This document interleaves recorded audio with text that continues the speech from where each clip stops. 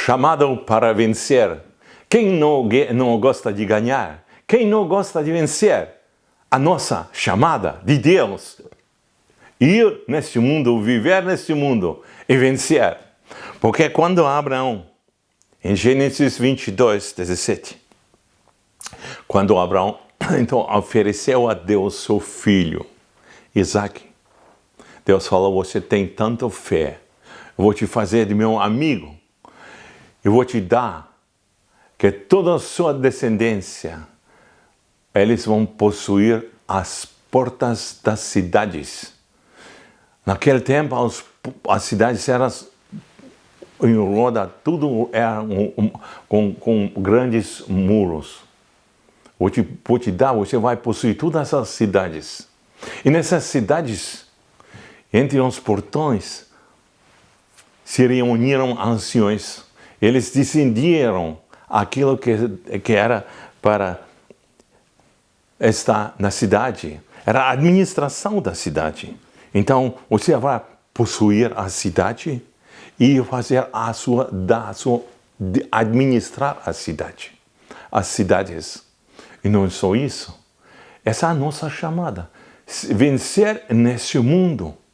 Então, para entender isso, na primeira parte, vamos ver alguns exemplos como as pessoas, então, possuíram as cidades e mandaram as cidades e venceram.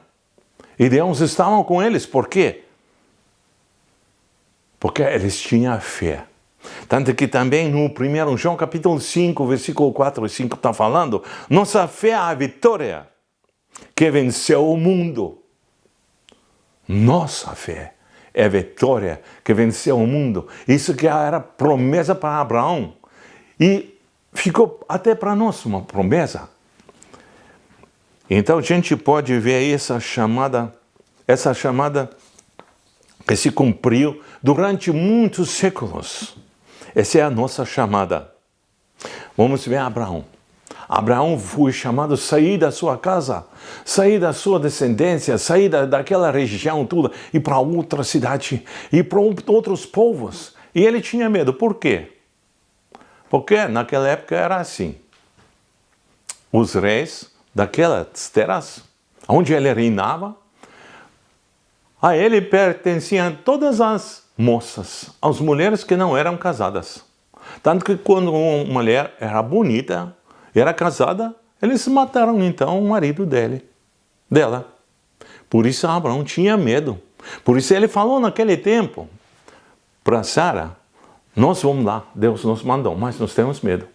Então você, por favor, fala.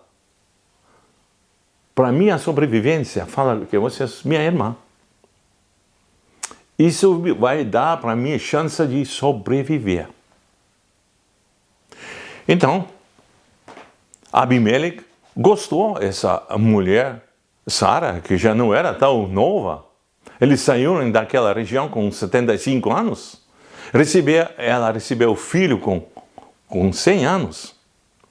E Abimeleque, então, pegou a Sara. Porque ela falou: sua irmã. É o único jeito para Abraão sobreviver naquela época. Tanto que nesses dias de hoje existe ainda lugares assim. Mas não foi assim, não. Deus não achou isso bom. Ele então salvou a Sara, protegeu a Sara. Abimeleque reconheceu isso aí, devolveu a Sara e deu presentes para ela e para Abraão também. Ele falou: não, vocês são de Deus, vocês são servos de Deus. Este país toda essa terra está aberta para vocês, pode ir para onde quiser. É proteção de Deus. E essa que Deus falou: você vai possuir o que? Tudo o que é de inimigos. Essa é a promessa que Deus cumpriu com Abraão. Tanto que também com Jacó. O Jacó foi servo há 20 anos. Ele saiu de casa rica, daquela casa não era mais rica naqueles tempos. Ele mentiu, saiu da casa. O que ele fez? Serviu 20 anos, 14 anos para pagar as mulheres e 6 anos então para receber o salário. Mas ele era tão inteligente, que Deus deu para ele tanta inteligência, que ele retirou toda a riqueza de Labão. E tanto que filhos de Labão falam, olha, ele tirou tudo que era do nosso pai. Porque era a promessa de Deus. Você vai possuir aquilo que é do inimigo. Se você vai entrar na cidade, para entrar na cidade, era difícil entrar na cidade naqueles tempos, que era molhada tudo, que era fechada de muros, grandes muros, pesados. Em cima de muros tinha as guardas, cuidaram da cidade. Então, para tomar a cidade, tinha que ter muita força, ou então inteligência. Então, Jacó recebeu tudo isso aí. A mesma coisa aconteceu com o filho dele, com Jacó. Com José, o filho dele. O filho dele, José, era um filho amado, bonito. Mas ele foi também odiado com irmãos mais velhos, vendido, traído, capturado. Estava lá, jogado na cadeia. Porque foi mentira sobre ele. Pela mentira ele foi na cadeia. Não é por ele não. Mas era plano de Deus. Você vai possuir o quê? O centro da cidade. Onde administra a cidade. Você vai possuir a cidade dos inimigos. Então aconteceu o quê? O faraó tinha sonho. O José falou tudo sobre o sonho.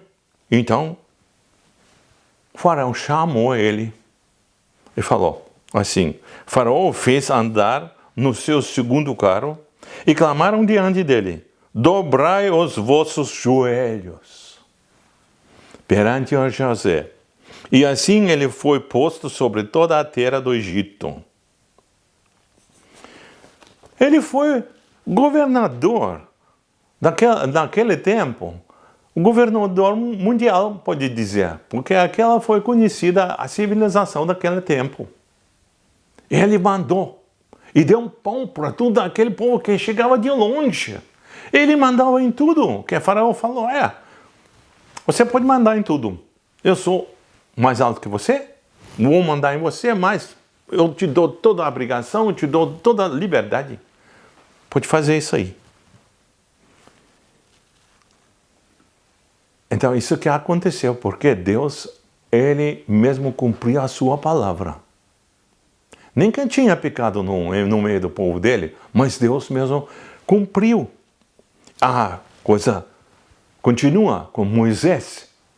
Moisés foi criado também como o estrangeiro, pode dizer, como um povo que não pertencia lá, de viver no Egito.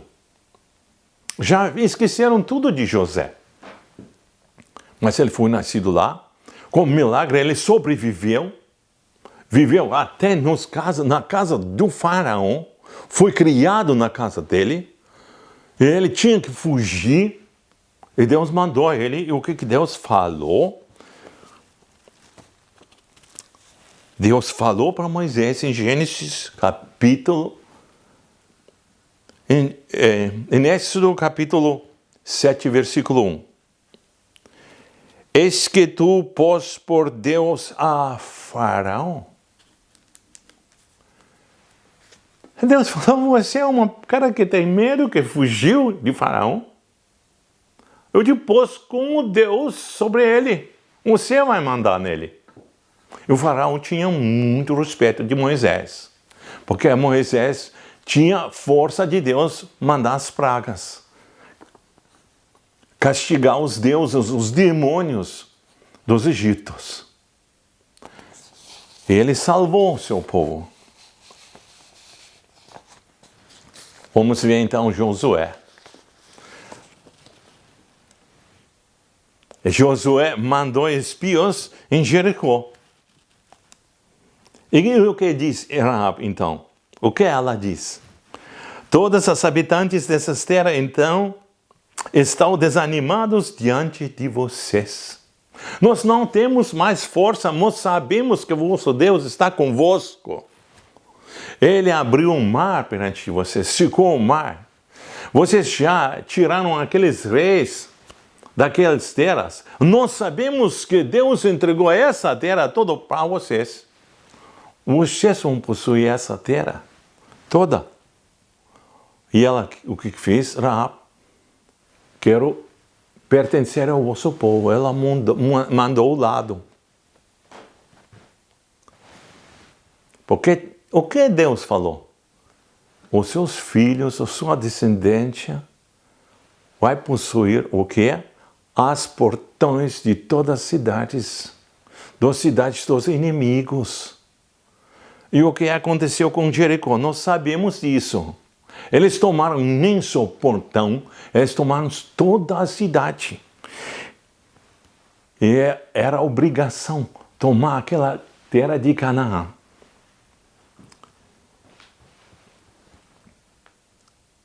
Vamos continuar com Davi. Nós podemos ler isso em 1 Samuel, capítulo 17, versículo 37. E Davi, o filisteu gigante, sobre o gigante. O que ele fez? Ele falou, vou então lutar com ele, com o gigante. Mas aquele gigante era maior que 3 metros. Se imagina, 3 metros?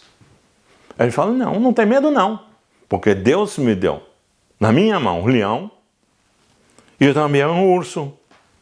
E me livrou, porque meu Deus está em mim. Eu tenho fé em meu Deus. E o que falou? E esse Deus me dá também esse filisteu. Ele ganhou, salvou livrou o seu povo, estava libertado. Mas em Israel não cumpriu toda a sua tarefa, não fez. Eles não livraram toda aquela terra dos demônios, dos ídolos. Eles adoraram esses ídolos. Eles foram cativados. Mas mesmo assim Deus estava com o seu povo. E mesmo assim você e o povo de Deus está chamado para vencer. Você está chamado a vencer nesse mundo. Você é vencedor. Você não acredita nisso? Vamos ver então na parte 2. Outra vez vamos ver a parte 2. Como Deus manda nesse mundo, através do seu povo que acredita nele. Porque nossa fé é aquela que é vencedor. Nós vencemos através da fé em Jesus Cristo. Se gostou, pode compartilhar esse vídeo. Obrigado.